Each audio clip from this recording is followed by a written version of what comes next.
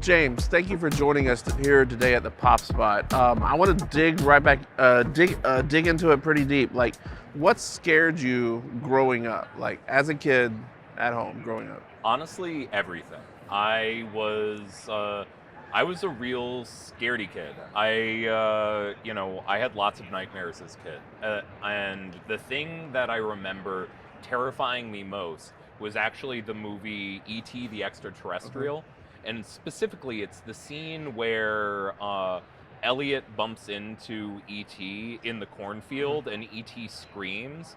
The scream that E.T. makes is like the least human noise that I've ever seen in a Mhm. movie or heard in a movie. And like honestly, to this day, it makes my skin crawl. But I had recurring nightmares about E.T. for years and years and years. And it was years until, it wasn't really until late high school, early college that I started actually like reading and enjoying horror. And I made lots of excuses about why I didn't like horror, but I like this story. Okay, I don't like horror, but I like Stephen King novels a lot. Okay, I don't like horror. Well, now I'm watching all of the slasher movies. It just slowly kind of started building up, and I realized that it's like, oh no, this is actually the genre that I love the most. Yeah. So if we were at a like a video store and you had a copy of ET, a VHS, would it be in the kids section or the horror section?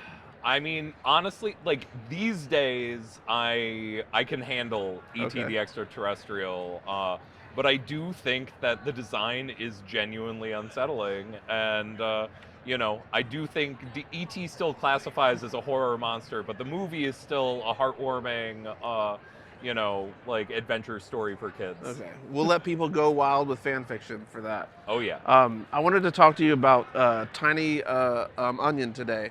I've known you for years as a writer, but with Tiny like Onion, you're really getting into it as a business person. Yeah. It seems like a big thing to like you were writing full time to decide to be like to be where I want to be as a creative person. I need to write less and become a business person more. Yeah.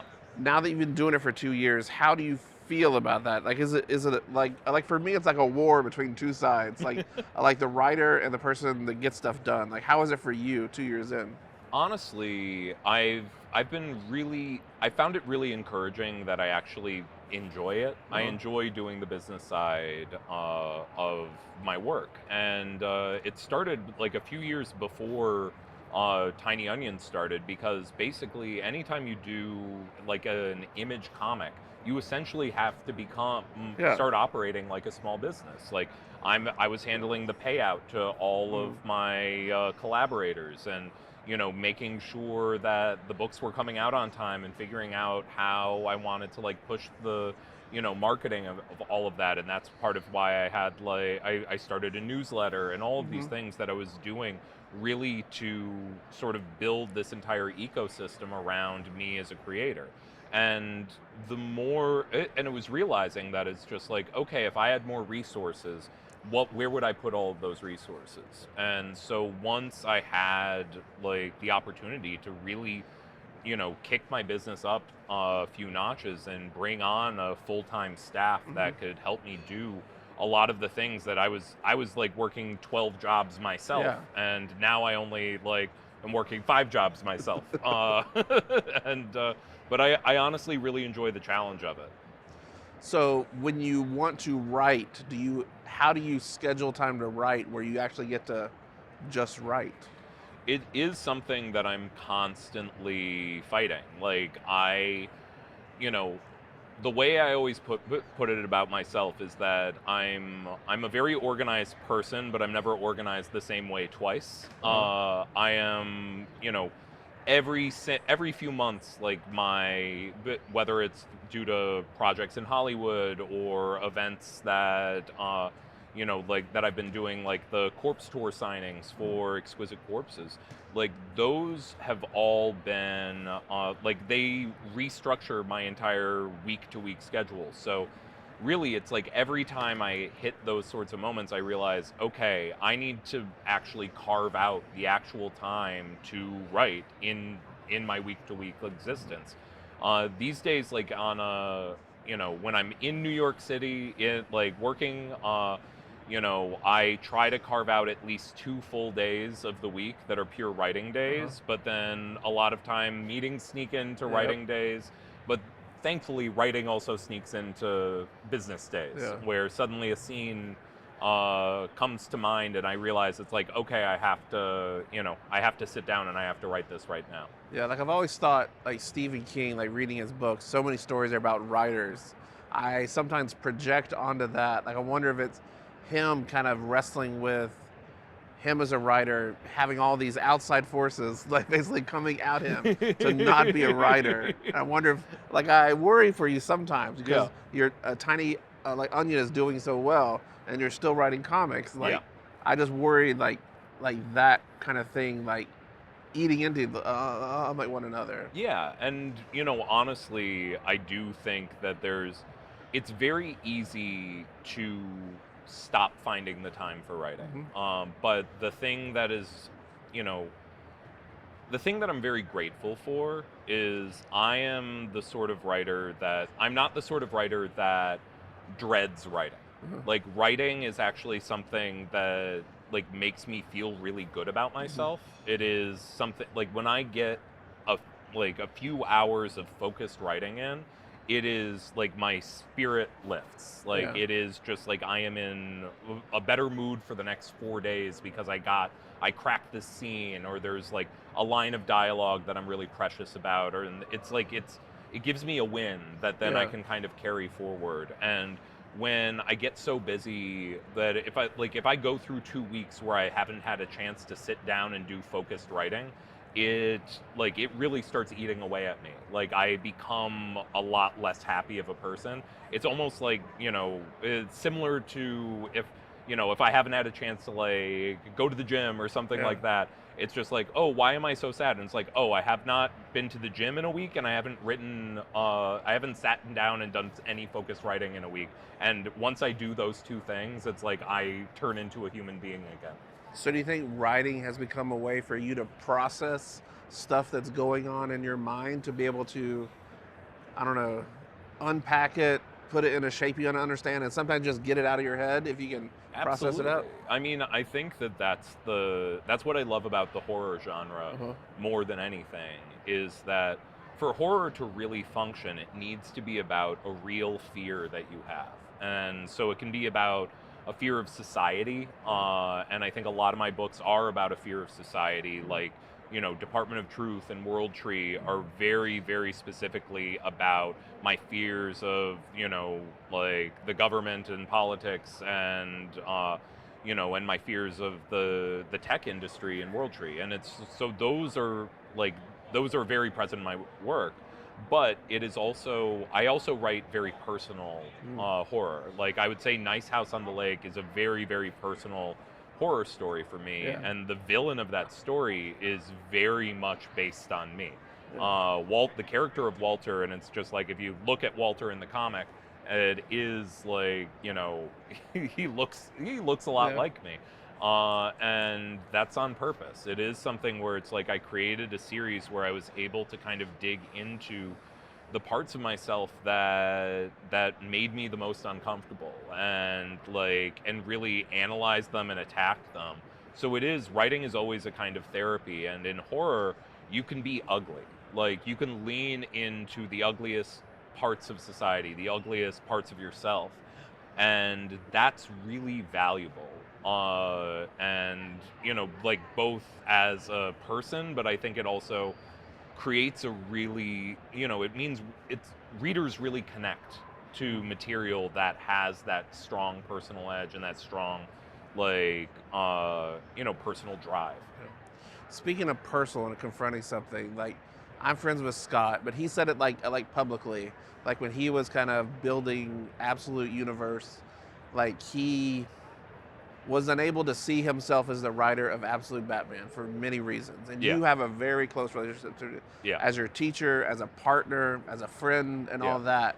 And he said it several times, a little bit way. And I said, it's like you almost kind of made him confront the idea that you, Scott, are the best person to write it. And like you were able to, I don't want to say stand up to him. Yeah. But you were able, your trust your mutual trust with each other was allowed you to say that thing to really get him to rethink what his process is. How was that from your perspective?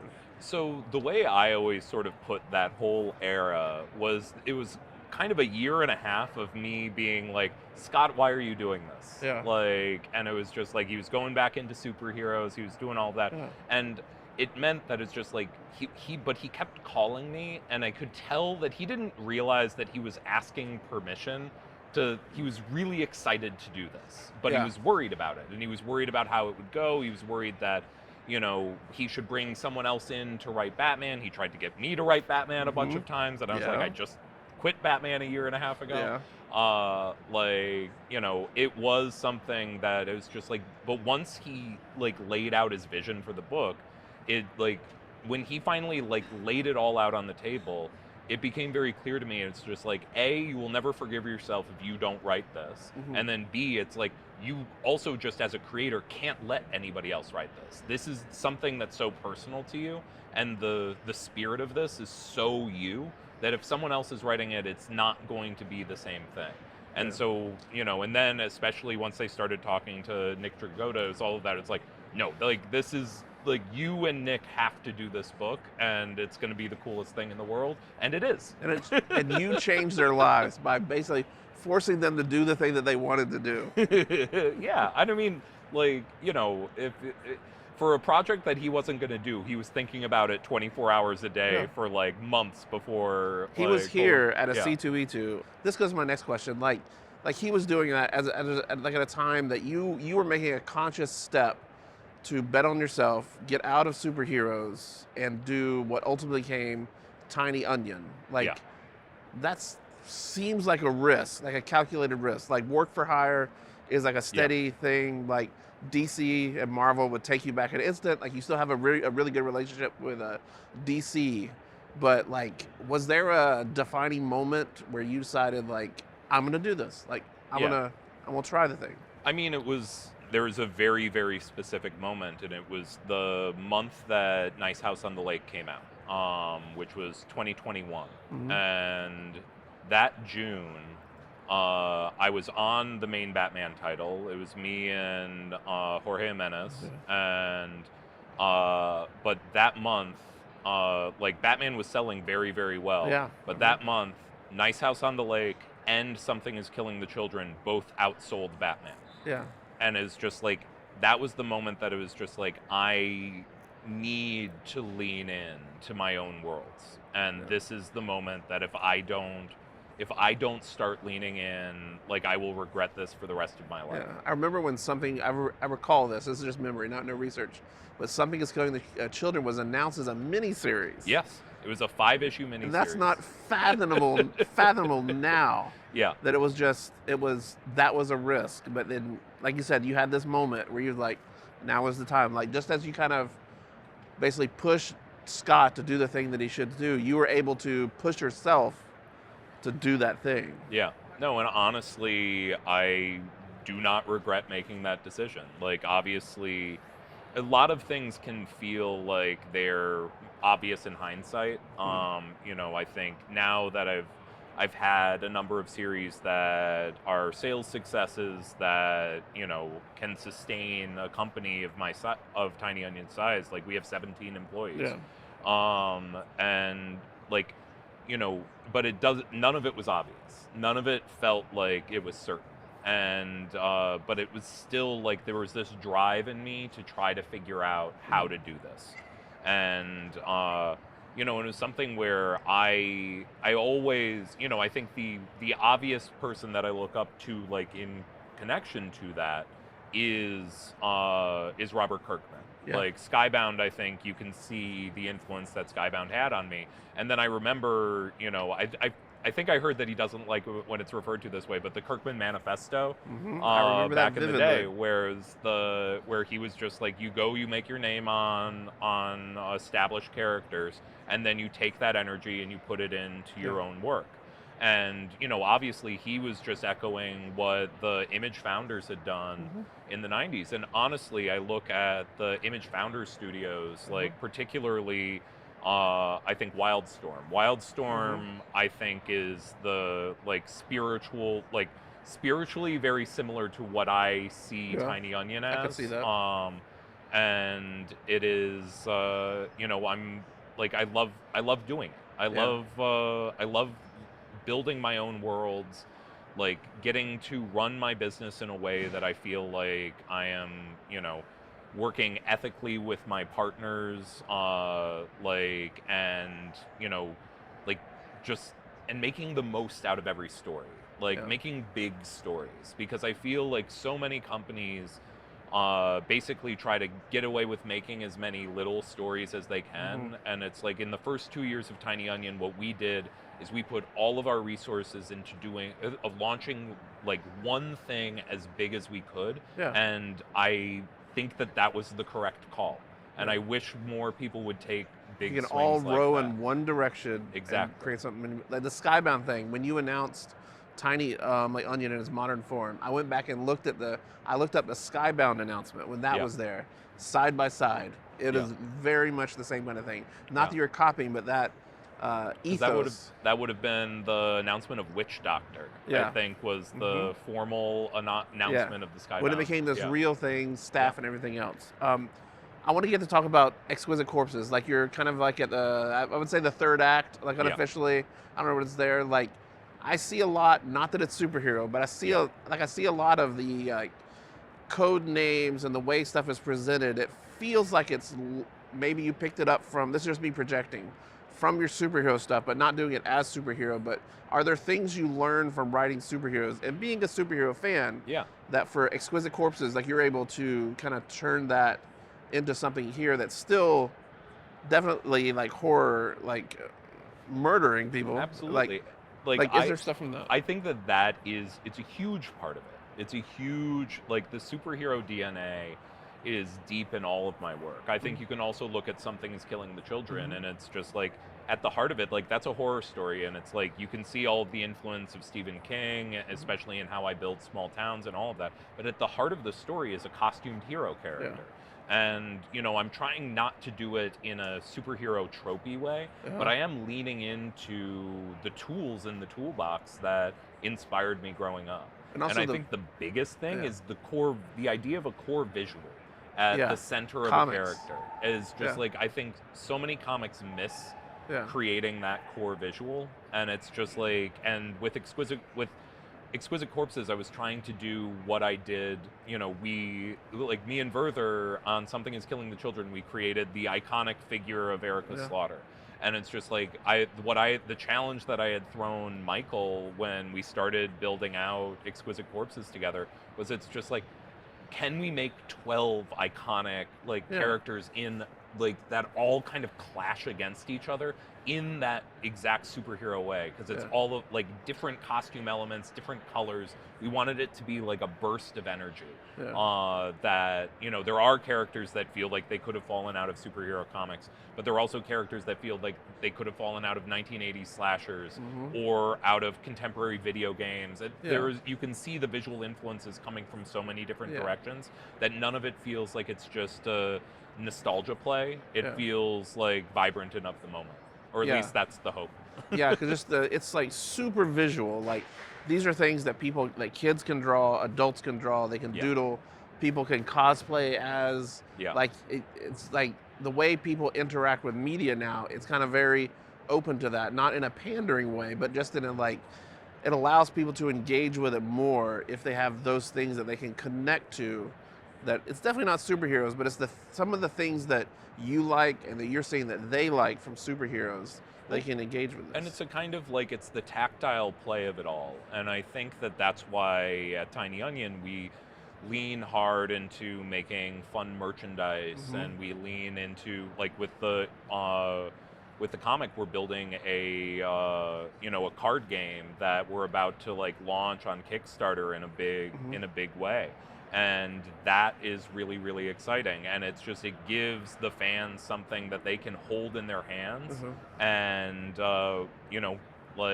engage with the story, play with the characters, put themselves in the characters' shoes. And it's part of the joy of geek media.